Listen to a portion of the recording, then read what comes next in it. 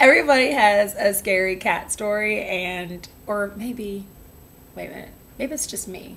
Maybe I'm the person who has a scary cat story. Anyway, everybody might have a scary cat story, but I dare say that my cat story is a little bit scarier. If you knew me while I was in college, and more importantly, you knew my grandmother, who I loved more than anything in this world, you remember that she had this white Persian cat. We had a cat named Samantha. Yeah, that was Samantha. Samantha was this white Persian who was extremely spoiled and was very much of an aristocrat and thought that the world belonged to her. I mean, she was kind of like that cat you see in Fancy Feast commercials with the perfect china of the food that she was going to eat in, and she was always really snooty about the way she ate and everything. This is my food and I want it at the precise temperature. And I'm going to want it in a crystal bowl. And I'm going to want you to pet me and play with me. And more importantly, I want you to ignore any other cats that might be around, because this is my house. Yeah, that was my grandmother's cat, Samantha. And she really did feel like that. She was definitely one of those extremely territorial, this is my house, none of y'all belong in a kind of cat, okay? Well, at one point in college, my grandmother ended up adopting this stray cat named Jamie. And when we got Jamie, that cat Samantha went insane. Like, that cat friggin' lost her mind, okay? She was super bonkers. Every single time Jamie was in the house, Samantha looked at that cat like it was gonna knock that cat's lights out. I mean, like fisticuffs. There was gonna be cat fights, like literally a cat fighting another cat. Like two cats meeting in an alley, throwing stuff down, like cat fight. Like boom, boom. Knockout, crazy cat fights. Right? Samantha pretty much lost her mind. So what does she do? This cat, who's never had a potty problem at all, decides to not use her litter box. She decides to just run around and destroy stuff. She would go and eat people's shoes. I mean, this cat officially lost her mind. But my grandmother, who adores this cat, didn't want to do anything with her. So we continue to let the cat go crazy, which is always fun. Yay, a crazy cat. Raise your hand if you love a crazy cat. Yeah. Anyway, it eventually got to the point where we just could not stand it anymore. So my grandmother calls me into her room one day and she's like, Desiree, this is my grandmother smoking a cigarette, by the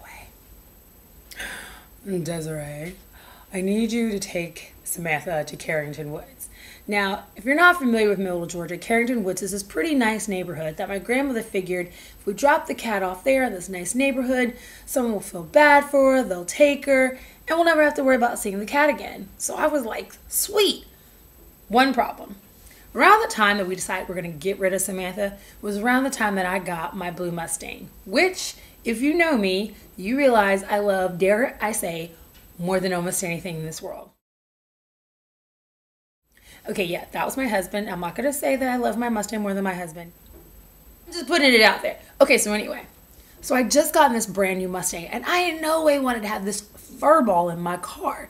So I figured I would line the front seat with newspapers, drive her to Carrington Woods. Great plan, right? Yeah, no. Okay. It's dark. It's nighttime. It's like any kind of John Carpenter film.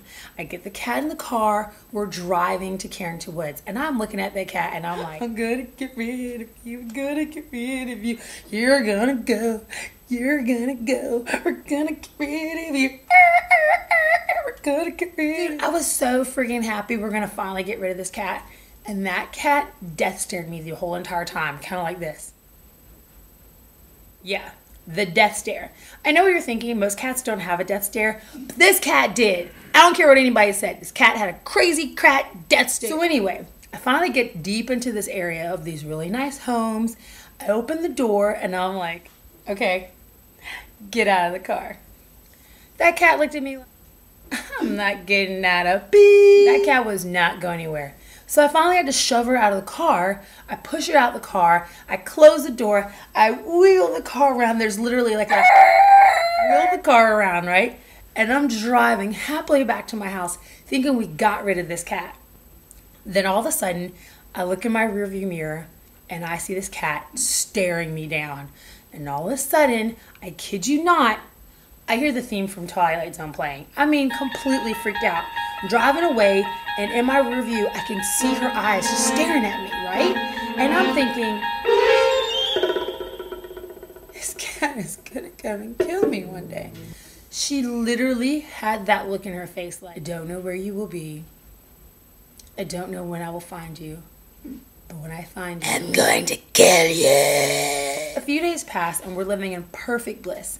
And then all of a sudden, my grandmother looks in the newspaper and there's an ad in the lost and found section of our local newspaper. And it reads, found, gorgeous Persian cat in Carrington Woods. Are you serious? Someone's found this cat and they want to give it back? So of course, my grandmother calls me and says, Desiree, I need you to go and pick up Samantha. And I was like, crap! Of course, get back into my car, meet the wonderful people that found her, and take her back home. Well, if she wasn't mad and psycho before, that cat knocked it up a couple of notches and went even more friggin' cat crazy.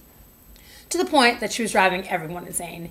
Even more so, she was driving my grandmother wholly bat crazy. To the point that my grandmother was like, we need to get rid of this cat. She gets the cat in the truck, drives 2 counties away, opens the door, and the cat happily jumps out. Too much to our surprise, and of course our happiness, because the cat decides that she's going to peace out. And my mother and I could not have been any happier. Days passed later, and all of a sudden my grandmother's like, has anyone seen Samantha? No, no one's seen her. So that's my crazy cat story. So if at any time you're in Middle Georgia, you happen to see a gorgeous white Persian and she might be staring you down kind of like, I'm going to find you. It's been almost 8 years, but I guarantee you that cat's probably still alive somewhere. Now that I think about it, and I'm living in Florida, she can't find me, right? I mean, it's a cat. She's got to be like 20 years old right now. She can't find me, right? I gotta get out of here.